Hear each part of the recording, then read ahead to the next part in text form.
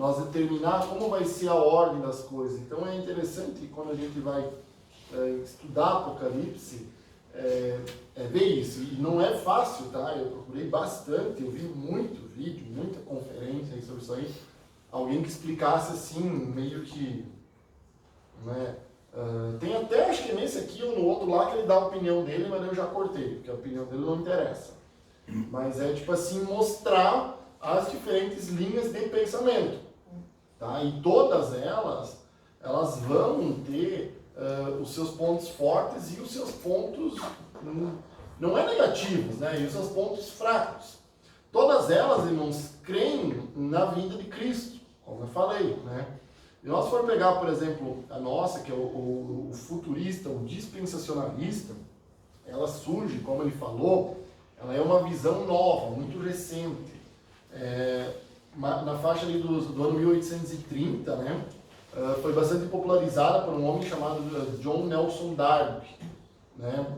Esse homem era da igreja anglicana, e enfim, aí surgiu aquela Bíblia de estudo Scofield, não sei se vocês já ouviram falar, que foi uma Bíblia que foi feita com essa visão. Essa Bíblia se popularizou, vendeu 2 milhões de cópias na época e tal, e isso foi se disseminando.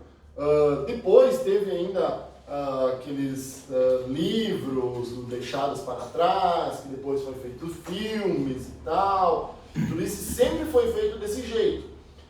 Pessoas que não são arrebatadas, aqui a coisa está terrível e as pessoas estão fugindo, escapando, tentando derrotar o anticristo aqui, dando um jeito de, sabe, enfim, para ter uma nova chance, uma nova oportunidade de ser salvo lá no futuro. Então,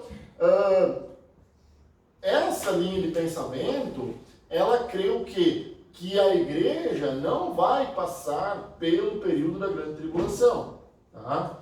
Ela crê num período da tribulação de 7 anos, né, literais, onde teremos lá os 7 selos, né? Daí no 7º selo abre 7 trombetas, na última trombeta abre 7 taças. Então ela acredita que Cristo volta 2 vezes ainda, a primeira de uma forma secreta, tá? E ninguém vê.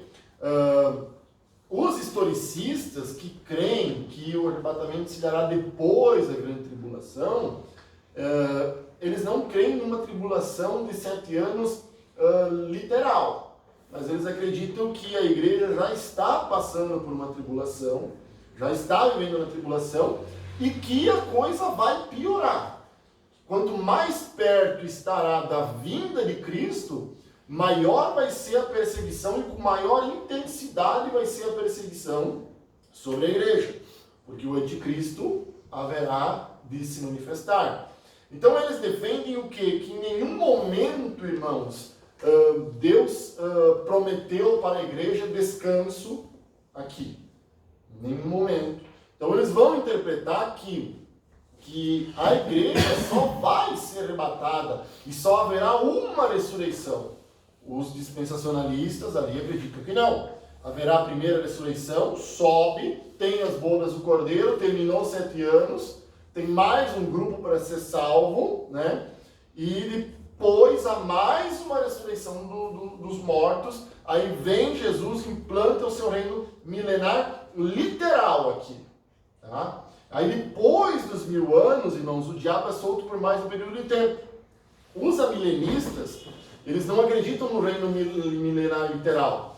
É só tu pegar a palavra, né? Não. Então, não milênio. Então, eles não acreditam no sentido literal. Então, eles acreditam que nós já estamos vivendo o período milenar de Cristo. Que o evangelho está sendo propagado, que as nações estão ouvindo falar, que, enfim, que o reino de Deus está sendo pregado no mundo. E que o diabo está preso até o momento. E pouco antes do arrebatamento da igreja, Deus vai soltar o diabo mais uma vez e ele vai sair quebrando tudo. Tá? Por quê? É comum, irmãos, nas igrejas históricas, Lutero dizia, né? Eu até falei falado ali na escola bíblica terça-feira sobre Jó, que o diabo ele era como se fosse o cachorro de Deus. Ele só vai até onde Deus deixa ele ir. Tanto que para Jó, Deus disse, tu vai até lá, toca nisso, mas tu não fere ele. Pode ferir, mas tu não mata ele. Entendeu? Então, assim, há essas diferenças. Os amilenistas vão dizer que lógica tem você ser salvo, você ser arrebatado e tal, viver 1000 anos com Cristo, aí depois o diabo vai sair da toca para tentar mais uma vez. Então, assim, tu corre o risco, daí depois de tudo isso, você perder a tua salvação.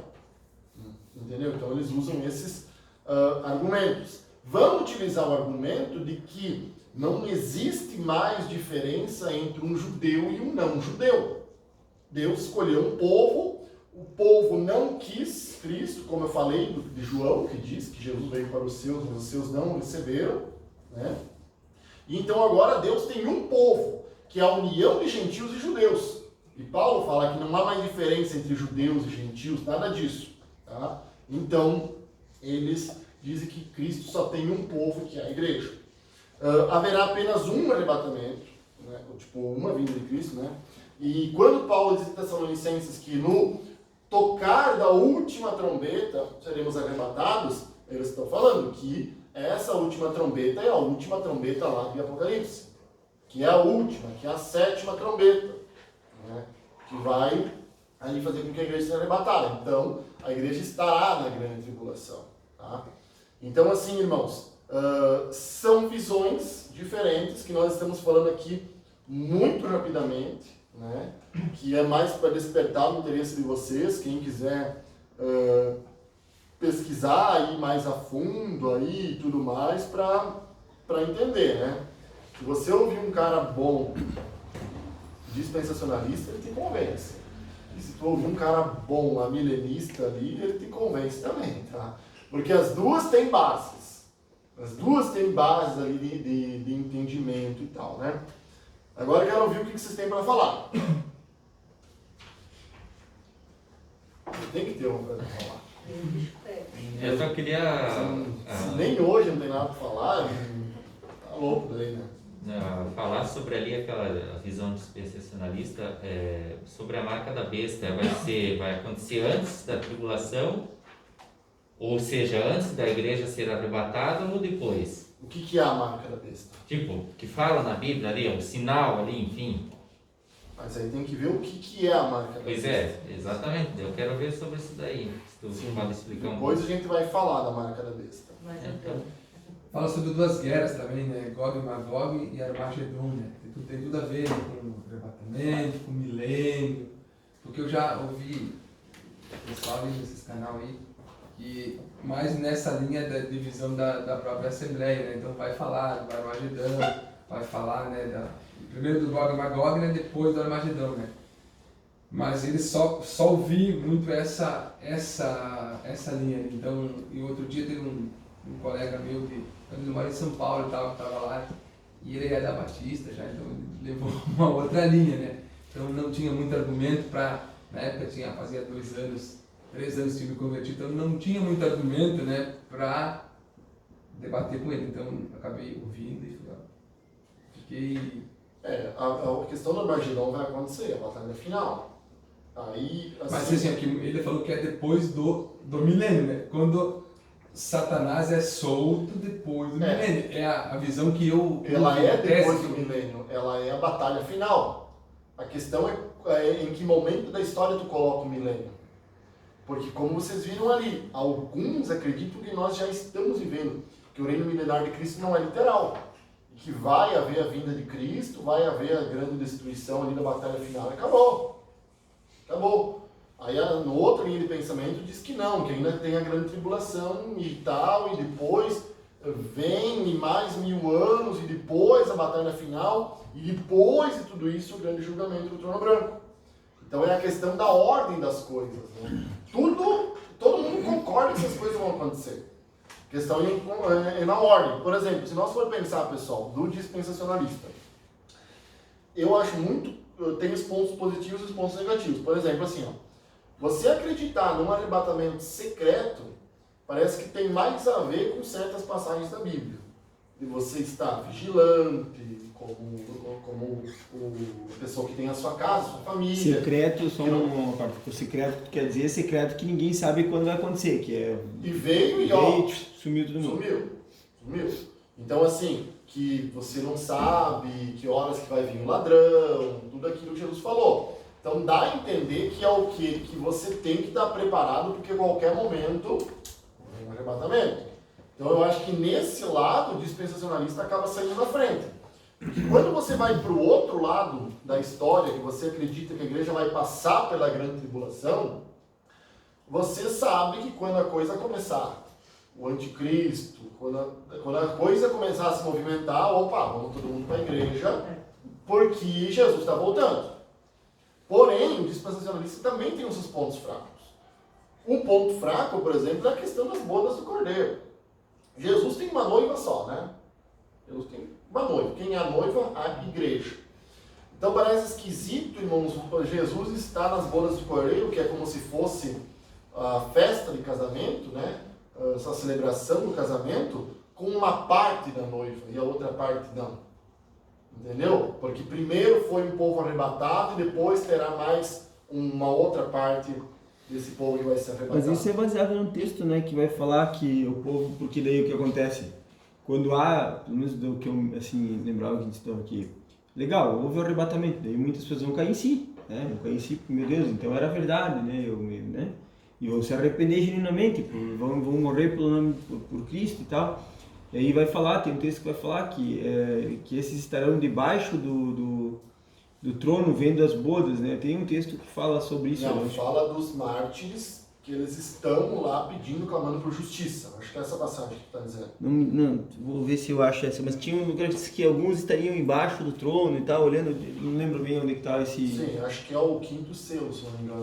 Daí eles falam que esses que não, essa parte, digamos que na verdade se arrependeu, ao ver que realmente o arrebatamento era verdadeiro, que aconteceu, porque, e um vai, e o esposo vai ficar, e o filho vai ficar, enfim, né, estão dois, que daí vai falar a palavra, estavam dois no quarto, e um foi, e outro ficou, e o pai, e o filho, e um foi, e outro ficou, e assim por diante. Que uma parte desses vão perceber, se dá conta, né, de que era verdade, se arrepende, mas aí eles vão sofrer, né, na tribulação, mas vão morrer convertidos, e aí esses teriam uma chance. Mas aí tem um problema, né, Juliano,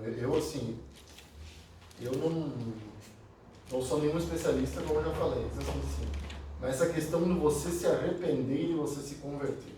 É 6,9, Juliano. É isso que eu acho complicado, de dizer que haverá arrependimento e conversão, porque nós temos que ter ciência que nós só conseguimos arrependimento e conversão por Cristo. É Deus que faz a obra em nós, por meio da fé. Então, o dispensacionalismo, ele crê o seguinte, que quando a igreja é arrebatada daqui, o Espírito Santo, que é o que faz a obra na vida do crente, vai junto. Ele sai daqui. Então, não haverá mais aquele sentimento de arrependimento, de eu buscar Deus, de eu clamar a Deus. Então é como se nós disséssemos que haverá, e esse é um ponto complicado para o dispensacionalista defender, que haverá a salvação aqui por meio das obras. Né? E daí dessa passagem que você vai ler, também há a questão de quando nós vamos colocar na história. Porque os dispensacionalistas descrevem que esses mártires que estão ali debaixo do trono clamando por justiça, eles são a igreja, o povo que já subiu. Os historicistas, enfim, as outras linhas de pensamento, vão defender que são os que já morreram, mas que a igreja continua aqui dando sangue. Por isso que ele diz ali que ainda haverá mais um povo para se converter, que é a igreja. Então você vê que é o mesmo versículo de que eles interpretam de maneiras diferentes. Né? Pode ler aí. Ainda não tinha localizado exatamente ele. 6,9. Ao 6, não, está no 5,9. E havendo aberto o quinto selo, vi debaixo do altar as almas dos que foram mortos por amor da palavra de Deus e por amor do testemunho que deram. E clamaram com grande voz, dizendo: até quando, ó verdadeiro e santo, dominador, não julgas e vingas o nosso sangue dos que habitam sobre a terra? E a cada um foi dada uma comprida veste branca, e foi-lhes dito que repousasse ainda um pouco de tempo, até que também se completasse o número dos seus conservos e irmãos que haviam de ser mortos como eles foram. Então é esse versículo, né, que tu estava pensando? Era esse aí que eu... Então é aquela questão, a igreja que está no céu ou não está no céu? Até porque assim, né, irmãos, pelo menos, não sei o que vocês pensam, mas muita coisa que está ali no Apocalipse, eu não acredito que ali de forma literal. Acho que Deus mostrou para João, para entender. Eu, por exemplo, não acredito que haverá um cavaleiro passando nas ruas aqui, um cavaleiro branco com um arco na costa, passeando por aí e tal, e foi lhe dado poder. Não, mas eu acho que é um símbolo de que haverá um homem, né, que parece com o próprio Cristo, e até alguns interpretam como sendo Cristo, mas Jesus sempre vem acompanhado da espada, né? E o arco na cultura judaica é engano. Então esse cavaleiro, a Bíblia fala que ele tem um arco, e foi lhe dado poder para vencer, então representa o anticristo, parece com Cristo, enfim. E daí eu também não acho que vem ali depois o cavaleiro vermelho, que é a guerra, né? Aí depois vem o preto, que é fome, e depois vem o amarelo, que é morte. Não, eu não acho que vai vir um cavaleiro que vai vir, sabe, passeando por aí. Eu acho que Deus mostrou na visão para João, mas eu acho que nós temos que interpretar isso daí que sim, que tem a questão do anticristo, tem a questão depois do cavaleiro vermelho, que são as guerras, consequência da guerra vem o que? Vem a fome, né? Consequência da fome vem o que? Vem a morte. E até diz ali, se eu não me engano, que 1/3 da população iria morrer. Inclusive, quando João fala do cavaleiro preto ali, João até diz as medidas do que você comprava ali com... Os estudiosos dizem que aquilo ali é mais ou menos um aumento de preço de 400% do que você podia comprar com aquele dinheiro na época ali dos apóstolos, né? Então eu não acredito que o ano que vai se abrir o abismo e que vai sair de lá, por exemplo, os gafanhotos que vão torturar as pessoas como um escorpião. Aí alguns até dizem que João, olhando para aquela época, ele estava descrevendo uma imagem como um gafanhoto, mas que pode ser algum armamento militar e tal, ali, né? Que até eles interpretam ali como alguns canhões de guerra, semelhança no gafanhoto e tal. Então eu acho que sim, todas aquelas desgraças ali vão acontecer, lógico que vão acontecer, está na Bíblia, né? Hoje, irmãos, se nós for tentar nos colocar, a gente vê que tem coisas que parece que Jesus está chegando e tem coisas que parece que ainda falta acontecer. Então é muito difícil nós medir isso, né? Essa história de pandemia sempre me fez pensar sobre isso. Foi um pensamento meio vago assim, mas se não me engano não lembro se foi na peste negra.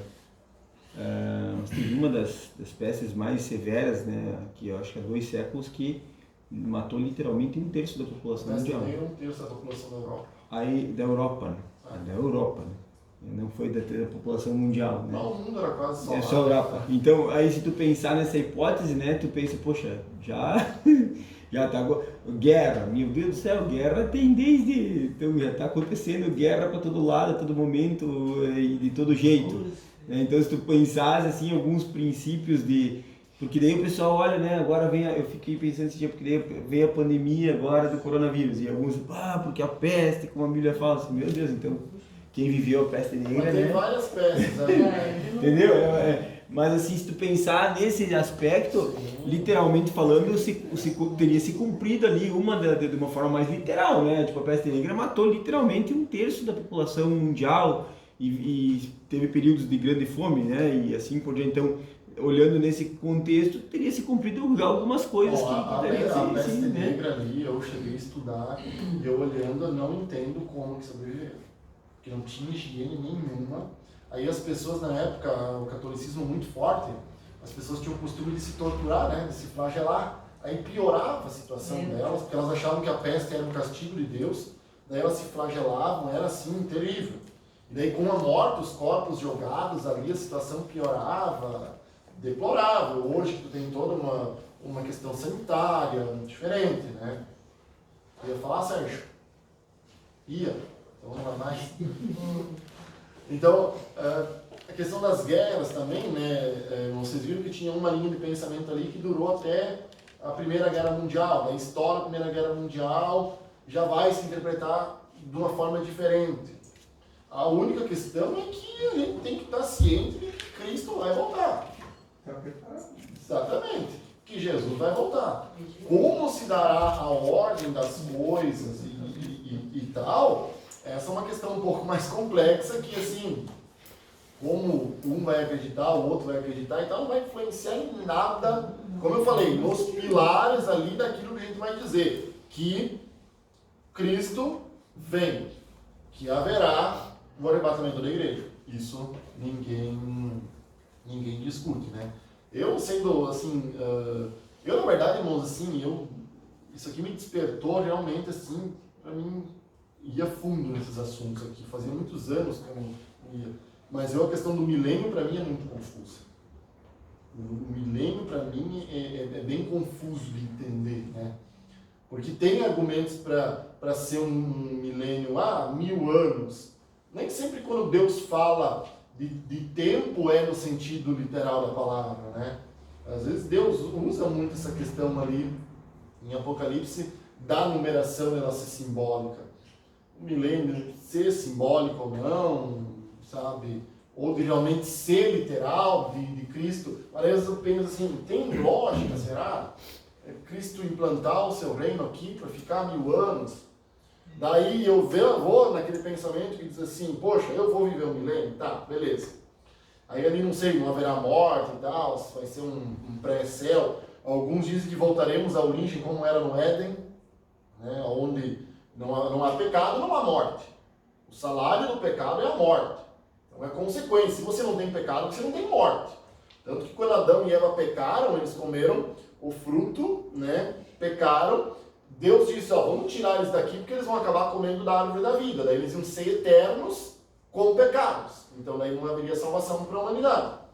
Então, a árvore da vida eles viviam comendo lá, que era a árvore que dava a eternidade. Mas eles não tinham pecado. Mas a árvore da ciência do bem e do mal, a partir do momento que eles pecam, Deus diz, não, tem que haver a morte, porque senão eles vão viver a vida eternamente separados de Deus. Isso é um mistério, né? Então, essa questão do milênio, às vezes eu penso, poxa, então a gente lutou, batalhou aqui e tal, e lógico que a gente nem sofreu nada, né? Tem gente aí que realmente, os mártires ali, como foi lido, pessoas que foram mortas mesmo, e vai chegar no final do milênio, um infeliz lá do Satanás é solto e vem de novo me encher o saco. Não? Então, assim, daí eu digo, mas aí a Bíblia diz que o que vencer, daí a gente vai comemorar a primeira vitória ali, vamos cantar o hino da vitória lá nas bodas do Cordeiro, mas depois tem mais um período ainda. Então, para mim, isso é muito complexo. Para mim, isso é uma coisa que não encaixa bem. Mas os salvos já foram daí. Como já foram? Já foram arrebatados. Não, mas o milênio é para a igreja. É depois da segunda vinda que Cristo vem. E a igreja vem junto? Isso. Eu nunca tinha entendido dessa forma. A igreja vem, Cristo vem. Recebe tudo de novo. Daí diz lá em Ezequiel, né, que até em Apocalipse fala Eu entendi assim também. que é chamado Não, pelo menos o que eu falava. os abutres, os urubus, para vir comer do sangue dos poderosos e tal. Aquela passagem que diz em Ezequiel e diz em Apocalipse, né, que haverá sangue e tal, freio dos cavalos, dos reis, dos ricos, enfim. Então Deus, Jesus vem, destrói tudo, acabou. E daí João vê novos céus, nova terra, e a igreja vai reinar aqui por 1000 anos e se restaura o mundo como era antes. Isso depois da grande tribulação. Isso aí tem a cara da crença dos Jeová. Os testemunhos de Jeová, eles dizem que os 144.000 escolhidos vão estar no céu. E os outros que não tiveram muita condição de chegar lá, daí vão estar aqui no reino terreno. Daí é pior ainda.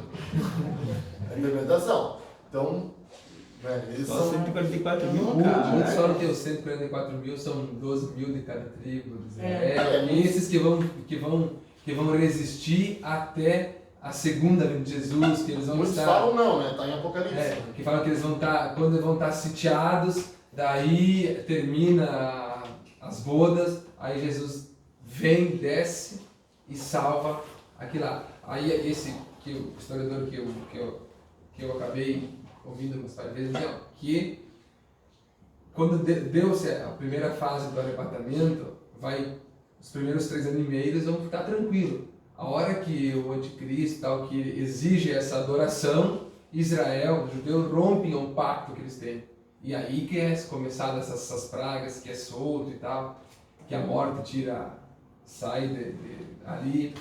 E aí diz que só mesmo quem vai resistir são esses 144 mil que são escolhidos. Essa passagem que eu tirei da Não sei se morte... isso é literal, né? Que nem eu falei, é números, então não sei se tem como ser literal. É que nem o 666 que você falou, né? Quando eu não sabia dessa perspectiva, ou se nós tínhamos visto, eu não me lembrava, pelo menos, né, da simbologia. Eu sei que tem, inclusive tem a Cabala, né, que é uma condição judaica, um estudo que eles não botam número para tudo, né? Tudo tem significado. Aí já também é um pouco... e é uma vertente judaica muito forte. Tem gente que vai estudar a Bíblia baseado em números. Então essa questão, por exemplo, aí vem a questão do 666 se de repente, que me falou, mas pelos estudos era uma simbologia de Nero. Opa, daí muda tudo, né? Daqui a pouco a gente tá olhando para uma coisa de...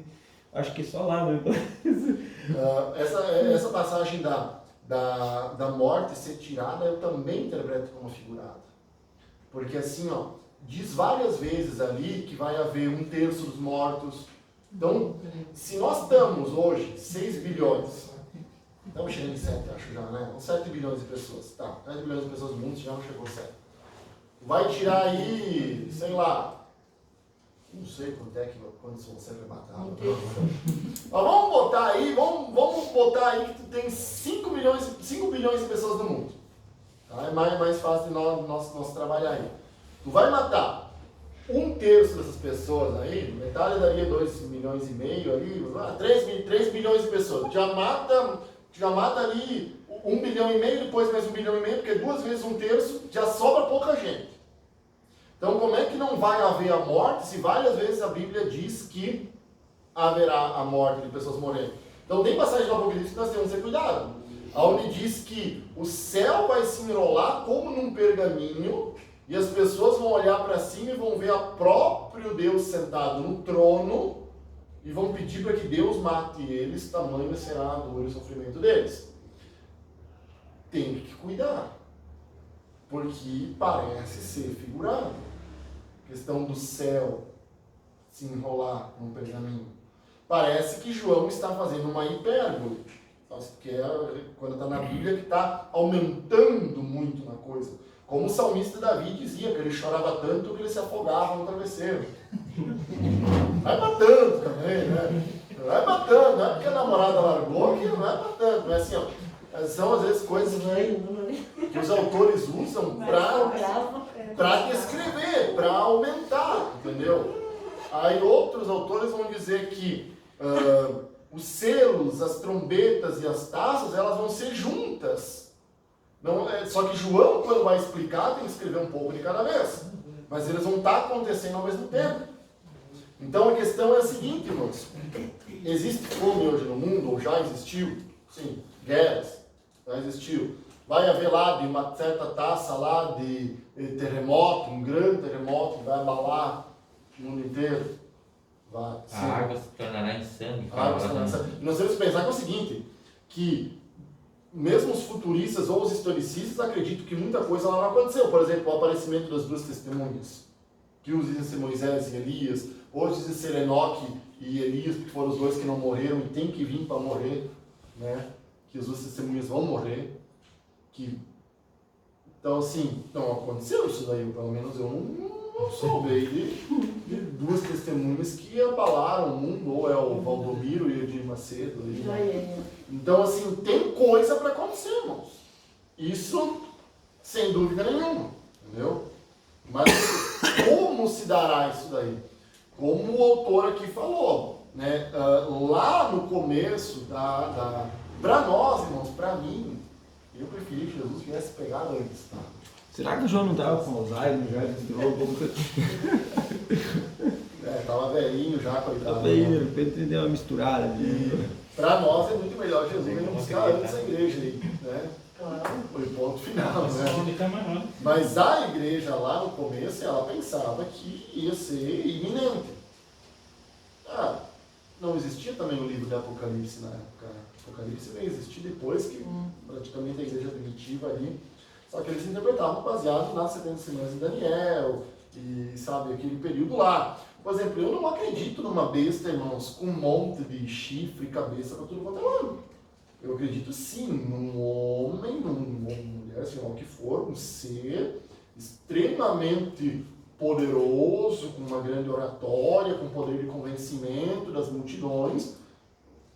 Acreditavam que era Bonaparte, Napoleão, que o cara, na época, conquistou ali a Europa. Depois veio Hitler. Hitler usava versículo bíblico para convencer os alemães, que eram lá de maioria reformada, irmãos. Lutero era da Alemanha. A reforma protestante foi ali, a Alemanha, Calvino era suíço, na França, a Inglaterra surgiu a igreja anglicana, ali é o berço. Entendeu? E o cara usava versículos bíblicos ali para dizer, esses judeus aí só enchem o saco. Só está incomodando aqui, só está atrapalhando os planos de Deus aqui na história, entendeu? Então, assim, cara, uma oratória, assim, isso eu acredito que vai vir, sabe? Uma pessoa que vai fazer milagres, prodígios, como diz lá, para enganar até os escolhidos. Agora, o que a gente tem que cuidar, irmãos, é com teoria da conspiração. Uma vez veio um cara aqui pregar, acho que nem era esse pastor antes, falar lá daquele negócio Blue Beam, não sei o que vão instalar no mundo, não sei o que é o seguinte, tem uns satélites lá, estão tudo lá os satélites preparados, e eles vão criar hologramas das divindades. E vai aparecer Jesus no céu lá e vai dizer, Lucas é o anticristo aqui, não vai dizer isso, né? Mas o Lucas é o Messias que vocês precisam seguir ele. Daí é Jesus que está falando. É forçar a amizade, né? Entendeu? O cara vem no púlpito aí e fala isso. Então esse tipo de coisa, irmão, sabe? Esse negócio de chip, esse negócio aí de todas essas coisas aí, isso aí tem que ter cuidado. Isso aí é tudo invencionice, sabe? Aqueles vídeos lá assim, que sabe, vem primeiro com aquele barulhão assim, sabe? Aí um negócio explodindo assim e tal. Você está preparado, entendeu? Porque eles estão se reunindo e não sei o que, isso, aquilo.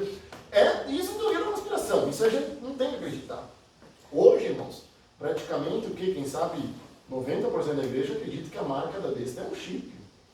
E em nenhum momento a Bíblia fala que é um chip. Quando surgiu o código de barras, era o código de barras. A marca da besta aqui, meu Deus do céu. Agora é o 5G. Vai ser uma tatuagem, vão só pegar ali, ter o sinal, que não precisa mais de nada, as pessoas já vão passar ali no mercado. Outros que era o www da internet. Surgiu a internet. Essa eu não conhecia. Eu já tinha ouvido falar da... Agora é o 5G. A questão de vacina, quando teve aquela gripe lá, H1N1, ela nem se tornou uma epidemia, acho, né? Uma pandemia não foi, uma epidemia acho que também não foi. Mas a questão das vacinas era uma maneira de dizimar uma parte da população e quem aceitasse aquela vacina ia estar ali com a marca do anticristo, não sei o que, não sei o que. Sempre surge, irmãos.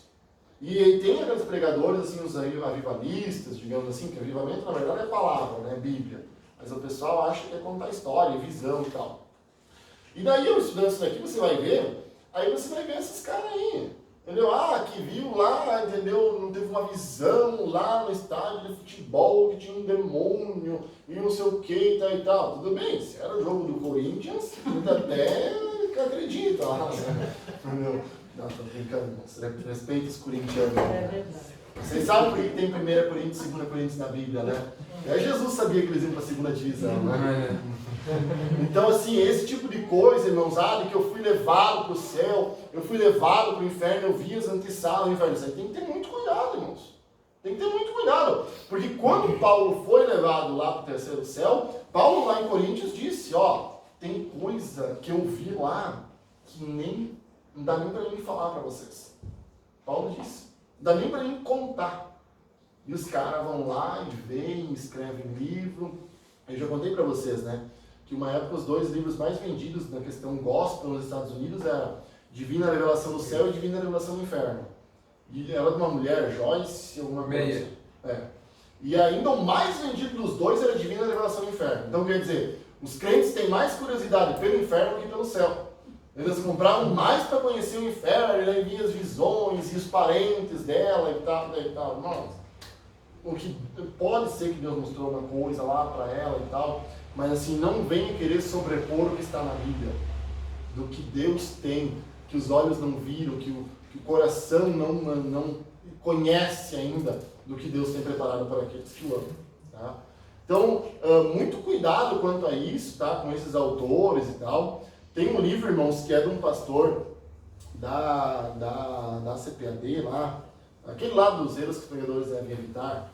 Aí ele escreveu um livro, Erros Escatológicos que um pregador deve evitar. E ali ele é um pastor, né, da Assembleia e tudo. Ele defende, lógico, no livro a questão da Assembleia, que é o dispensacionalismo e tal. Mas ele brinca ali, irmãos, até, né, que ele usa sempre um casal ali, que o nome de uma é marionete, né? Então, assim, ele usa os nomes ali, tal, veio do culto, do círculo de oração e tal, contando o mistério das coisas lá e tal, né? De que o relógio está chegando na meia-noite e tal. Quem disse que Jesus volta à meia-noite, né? Se é meia-noite aqui, lá no Japão, vai ser meio-dia, né? Então, ele vai contando no livro ali, e ele explica, irmãos, uma questão até, um humor às vezes, mas ele explica tudo isso. Sabe, nessa questão dos Illuminatis, que vão dominar o mundo, das sociedades secretas, dos grandes planos da NASA, de todas as farsas, que todo mundo, sabe... Daí, assim, o pessoal fala assim da farsa, até que o homem foi para a Lua. Daí alguns vão defender, mas a Rússia, que era a maior interessada em chegar na Lua, nunca criticou, dizer que não era. Aí que o ataque das Torres Gêmeas, meus irmãos, foi tudo programado pelos Estados Unidos como um grande sacrifício, sabe, preparando para o anticristo. Então, assim, tudo isso, todo esse tipo de conspiração aí, tem levado muito crente ao engano, sabe? Então, essas coisas tem que fugir, tem que escapar. Eu também não gosto de autores que dizem com muita propriedade que somente nós somos os certos. Não, todo mundo vai acreditar num ponto de vista, mas não diga que o outro lá vai perder a salvação ou vai ficar no arrebatamento porque ele não entende bem a ordem das coisas e tal, sabe? Se fosse assim, era muita coisinha, né, e tal. Não, daí só os cultos, então, se iriam para o céu, se fosse assim. Mas se nem eles se entendem, né, Juliano? Não, exatamente, eu acho que aí contradiz tudo que Cristo... Às vezes a gente quer complicar o que não é para ser complicado, né? No sentido assim, o próprio Senhor Jesus escolheu como discípulos os humildes para simplificar a coisa, né? Para falar assim, creio, faço, ando no caminho, ó, fiquem, como é assim, fiquem prontos, né? Sejam vigilantes e aguardem, a gente às vezes complica demais, né? É isso aí. Tem base para as 4 visões, né? Mas a questão é que ninguém sabe o dia, nem a hora, nem Ninguém sabe. como é que eu vou dizer? Ninguém sabe o momento. A ordem das coisas. Os futuristas, dispensacionalistas, pode ser agora. Os historicistas, não. Porque ainda tem algumas coisas que tem que acontecer, que é a manifestação do anticristo e tal, né? Então, nós, que eu digo que... Eu, na verdade, nem sei no que eu acredito, tá?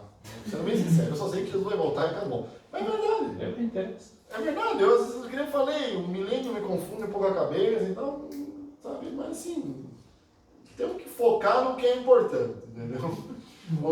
Como é que é? O alvo, né? Prossigo rumo ao alvo, prêmio soberano à vocação em Cristo Jesus. É para focar no alvo, né? Mas os futuristas, eles creem que nós não vamos estar aqui com o anticristo, não vamos estar aqui com a marca da besta, nada disso, né? Vai acontecer. Irmãos, então assim, a vontade é grande de nós pegar escola por escola aqui, e assim, abrir nos versículos que eles defendem e tal, mas, né, não dá. Eu quero falar aqui para vocês algo, irmãos, sobre a questão da marca da besta. Então, o que vocês acham que é a marca da besta? Já nem sei mais nada. Mas o que tu achava que era? Eu sei, falavam sempre porque ó, tinha que colocar na mão direita ou na testa a marca, era só e não podia comprar nem vender. Aí Mas isso diz a Bíblia. Daí eu te falo, hoje é o tal do chip, né? Que vai ser implantado, vai ser controlar todos os dados da pessoa por ali, não vai haver mais moeda física no caso, vai ser tudo virtual. Já tenho pizza. Olha, eu já tô com o chip, porque assim, pra mim andar com dinheiro, se pegar minha carteira aqui, não tem nenhum real, né? Pois é. Falando sério, Tá todo pra mundo mim andar com dinheiro, eu às vezes quando tenho que Não, viajar, eu eu pego também, a dinheirinha na e verdade. tenho que pagar hospedagem. Mas assim,